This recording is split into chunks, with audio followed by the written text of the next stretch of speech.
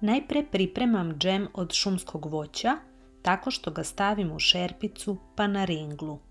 Koristim zamrznuto voće i u tom slučaju nije potrebno dodavati vodu. Dodati eritritol, a voće će otpustiti tečnost. Povremeno mešati kako bi se zaslađivač otopio i sjedinio sa voćem. Voće kuvanjem otpušta tečnost i postaje meko. Ceo proces traje oko 3-4 minute, ne duže. Dodati čija seme, umešati ga i sačekati da prokuva.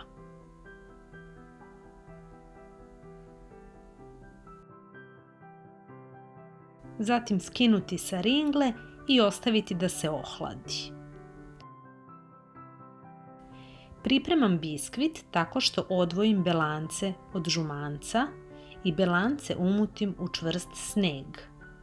Da bi se zaista dobio čvrst i vazdušast sneg od belanca, neophodno je da su metlice od miksera kao i posuda potpuno suvi. Zato uvek prebrišite ubrusom ili nekom krpom koja dobro upija da nema tečnosti ni u tragovima.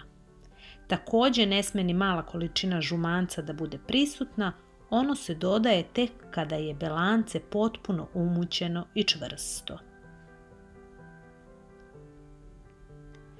Dodati eritritol iz nekoliko puta. Ako ste ga pre toga samleli, može i odjednom.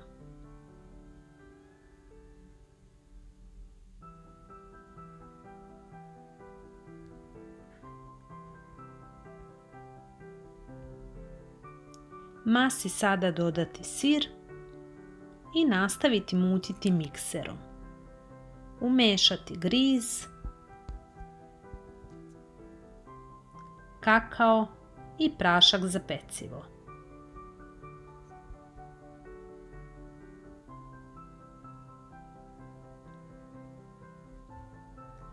Poslednji suvi sastojak koji dodajem je whey protein. Koristim ukus čokolade da bi biskvit bio intenzivnijeg čokoladnog ukusa. Međutim, može se naravno upotrebiti i ukus vanile ili neki drugi po želji. Kašikom pokupim ostatke koji su se zadržali na obodu činije.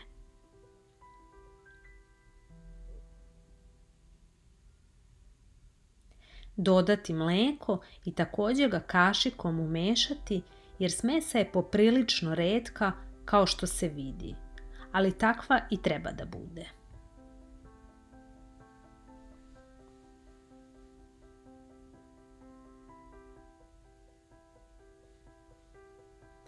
Papir za pečenje pokvasiti vodom, rukom ga zgužvati i ocediti. Neće se pocepati, samo će odmekaniti i bit će prilagodljiv. Njime obložiti pleh dimenzije, moj je 17x22 cm. Može i malo manji, ali ne preporučujem veći za ovu količinu smese. Ukoliko nemate mali pleh, možete koristiti kalup za mafine. Smesu izliti u pleh ili kalup i peći u zagrejanoj rerni na 200 stepeni oko pola sata. Kada se voće ohladilo i steglo, dobili smo džem koji premazujemo preko pečenog biskvita. Nije potrebno da se biskvit ohladi pa se tek onda premazuje.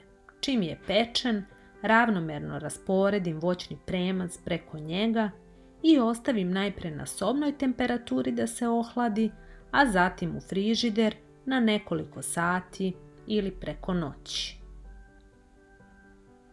Naravno, umjesto šumskog voća možete koristiti maline, višnje, borovnice ili crveno bobičasto voće koje vam je omiljeno.